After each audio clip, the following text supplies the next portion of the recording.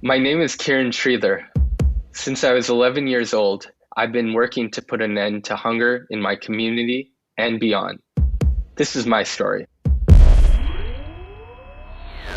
It's in no one's interest to see good food go to waste. What motivated me to tackle this problem is it's entirely preventable.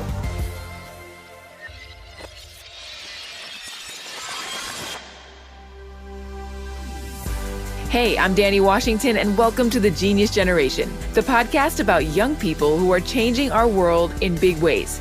On this week's show, my guest is Kiran Sridhar.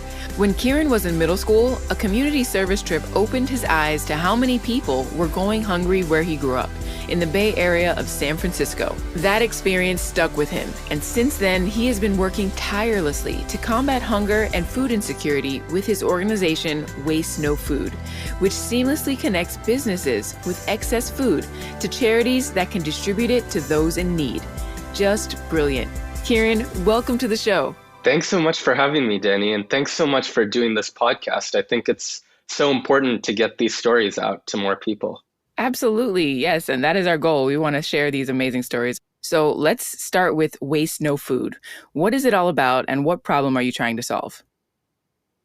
Waste No Food is trying to tackle the problem of hunger. The growing struggle in America to feed our families. 1 in every 6 families is now getting food from a food bank. Hunger exists everywhere. It exists in middle-class suburban communities. It exists in our rural areas.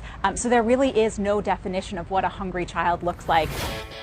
1 in 4 children, 1 in 6 families across the United States are hungry. As a nation, we waste 40% of all food that we produce. And if we could reduce that food waste by just 3/10, we could feed every single hungry person. What motivated me to tackle this problem is it's entirely preventable. No one wants to see good food go to waste. The problem is it's hard to link the groups that have excess food. Say the convention center that had a huge banquet and finds itself with hundreds or thousands of meals, or a sports stadium that has lots of meals after a game is done, or a restaurant who has a lot of food that they produce thinking that they'd get more clients, but that food would go to waste the next day. It's hard to link those groups with charities serving the hungry, to know which charity could actually use that food. So Waste No Food enables a smooth transaction between the groups that have excess food and the charities serving it. We have a web platform and we have a mobile platform, and in under a minute, food donors can post what excess food they have. Charities in their area get alerts on their phone, and if they're able to use it, they can claim it. And through this seamless transaction process, we've been able to donate millions of meals to hungry people. That is absolutely brilliant. And to think that 40% of all food that's produced in this country is wasted, oh, that drives me crazy. I feel like I'm putting on my grandma's hat because I remember her as a kid, don't waste any food. And it was a very important thing, especially coming from a Caribbean household. Let's rewind a little bit. Was there a particular moment or memory that sparked your idea to create Waste No Food? I did some volunteer work in middle school, and I saw firsthand the problem of hunger at a local charity. I saw children my age, younger, who had similar aspirations to me, but who through extraordinary circumstances didn't know where all of their meals were coming from. And as a result, they weren't able to focus in school. They weren't able to achieve a lot. And it seemed like a daunting problem, but I had a phenomenal middle school teacher, and he saw how deeply affecting it was for me really to come into contact for the first time with people who are hungry. It's one thing to know about it on an academic level. It's another thing entirely to see firsthand the people who are struggling. And he saw that I was deeply affected, and he said, why don't you try to do something? And so I researched, and that's when I learned about the problem of food waste. Up until then, similar to you, Danny, I think my exposure to food waste was I'm in an Indian household, and they always told me, finish your food, take as much as you like, but you can't waste.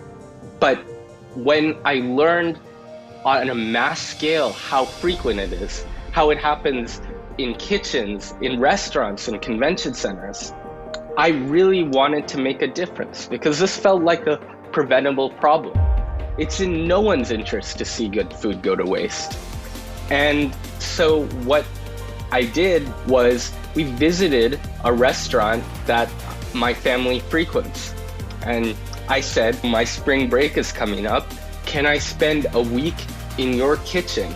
Can I understand where food goes to waste and why you're not able to donate it? So I spent 5 or 6 days really understanding how a restaurant kitchen works, and from there, designing what I thought would be an effective solution. How old were you when you went to observe in that restaurant? I was 11 or 12. Wow. 11 or 12, taking the lead. So walk me through the process of creating the actual platform, Waste No Food, from start to finish.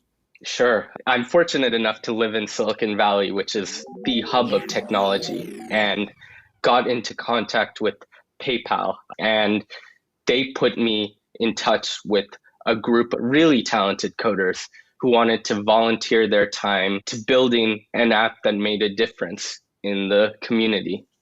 And so we set out to build a Waste No Food app. In parallel, I tried to find donors and charities who could actually use the app when it was built. When you began working with the folks who volunteered their time from PayPal, did you just send an email to someone over there and say, hey, I'm creating this project, can you help me? What did that look like? Yeah, I think one of the great advantages when you're young is that people are inspired, that you want to get engaged and they want to help you. And so I'd encourage all of your listeners, Danny, if you have an idea, think through it, do your homework, do your research, make sure you're actually committed to it. But once you are, reach out to people. People are willing to help. And so I reached out to the head of charitable giving at PayPal, and she was like, this is a great idea. Let me see how I can help. And then a couple of meetings later, we were introduced to this team who volunteered their time and who played an indelible role in building the app. So you're like 11 or 12 years old, now starting to run these meetings, working with professionals, adults. So tell me about a breakthrough or an aha moment that you had through this process. How did it feel? I remember when I was young, I tried to go into a restaurant to ask them to be a food donor, and they slammed the door in my face. And I went to my mom afterwards, who was driving me, and she could tell I was a bit distraught about this. I was on the verge of tears. And what she told me is, you don't know why they did what they did. They could have been having a very difficult day. It may have nothing to do with you, and you shouldn't take this as an indictment on your character or as an indictment on the goal that you're trying to pursue. And I think that was a big aha moment. That's the healthy mentality that you have to have. Because I'd love to say that everyone gets on board with what you want to do and that you only have success. But the reality is, if you're trying to tackle a difficult problem, you're going to get no a lot. Absolutely. All right, Kiran, let's talk about how the app works. Say I'm a restaurant owner and I have some excess food and I want to donate it. How do I do it? Walk me through the process. Sure, Danny. A big problem before was that donors had no idea who the charities were in their area. And even if they knew them, they had to call every single one individually and ask them, can you pick up food? And I sat in a restaurant, as I told you, Danny, and I know at closing time, and you've been on your feet for hours, you want to go home as quickly as possible, and I can definitely empathize with that. The last thing anyone has time to do is call a bunch of charities. So we made it super easy. What we did was we said, say, Danny, you have a tray full of food. You can take a picture of that food. You can post how many meals it is, when it needs to be picked up by, any special instructions, and then you post it. Then any charity within your area gets an alert on their phone, and only the charities that are able to pick it up at the time you want and are able to actually use it, give it to the people they serve, are the ones who end up claiming it. So we've dramatically streamlined the process. So what does the impact look like now for Waste No Food? How many clients have you served? How many different nonprofits have you worked with? Sure. So we have a footprint now in 4 major areas. We're in the San Francisco Bay Area, we're in Southern California, we're in Illinois, and we're in Tampa Bay, Florida. And we've served about 6 million meals to the hungry. We have some major donors, including San Francisco Airport. We have Levi Stadium, where the San Francisco 49ers play. We have the University of Illinois. But what I'm so excited about is I think we've barely skimmed the surface. The great thing about using technology is that we can expand throughout the nation, and we can really amplify, increase the work that so many people are already doing in their communities by making it more efficient. So I really think that we're at the beginning and we have a potential to expand so much more. You said 6 million meals? Did I hear that correctly? Wow. How does it feel to see that type of impact on a personal level? Yeah, I think numbers are a great thing, but I think it's so much better to see individually someone say that you made a big impact. The best moment I had was when a charity leader in San Jose told me that because of our program, for the first time in this charity's 30-year history, they didn't have to buy food for a week. They got enough food from our program to serve their clients. And all of the money that they were otherwise spending on food, they could directly pour into these other things, the job training, the counseling, maintaining homeless shelters, helping people who are struggling in other ways. I love that. Do you have any advice for other young people who might want to pursue something similar? Absolutely. I'd say the first thing is go for it.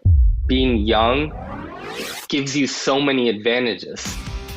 You understand technology, and we've seen this with Waste No Food. We've seen this with so many other projects. Technology really enables you to scale up. Whereas before, Danny, if you were a teenager, you really could only think about your immediate community. Now, because of technology, you can think about the entire world. I definitely commend all of the work that you've done, Kiran. This is super inspiring for me, and I'm sure lots of people listening right now feel the same. Thank you so much. Thanks so much, Danny. It was so much fun. Thank you so much for listening to this week's episode of The Genius Generation. If you want to learn more about Kiran's organization and maybe even get involved yourself, go to wastenofood.org. If you enjoyed this episode, please make sure to rate and subscribe. The Genius Generation is a podcast created by Seeker and TRAX. The show is hosted by me, Danni Washington. Emily Feld and Eben Hall are our producers. Caroline Roth, Brian Simagala, and Matt Morales are our Seeker producers. Our editor and sound designer is John Papas. Our executive producers are Brett Kushner, Michelle Smalley, and Brian Pendergast. Our PA is Navani Otero. Thanks for listening. Funding for the Genius Generation comes from the Arthur Vining Davis Foundations, investing in our common future. How do we create change that lasts? True transformation happens by changing the system, not just the situation. It's a bit like the difference between saving a tree and creating a new sustainable way of doing forestry. Ashoka is a global community of thousands of changemakers who are committed to making systemic change and empowering others to do the same. We get it.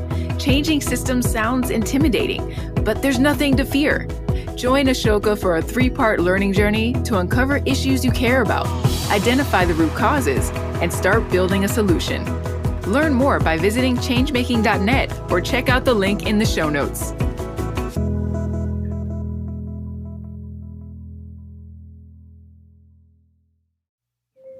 Ancient Greece.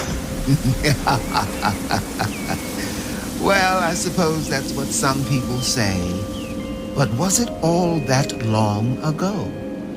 Those days of magic and prophecy. Oh my gods! Woo-hoo! of princesses and wicked kings. Take it. Father! Take the child. Your Grace, we dare not touch the child of Zeus. Of lovely nymphs and terrifying monsters. Oh boy.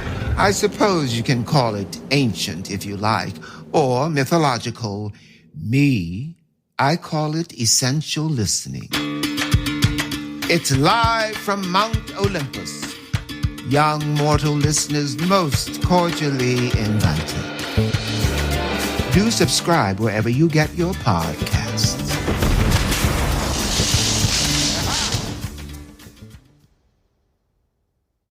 Support for TRAX comes from the Corporation for Public Broadcasting. This is TRAX from PRX.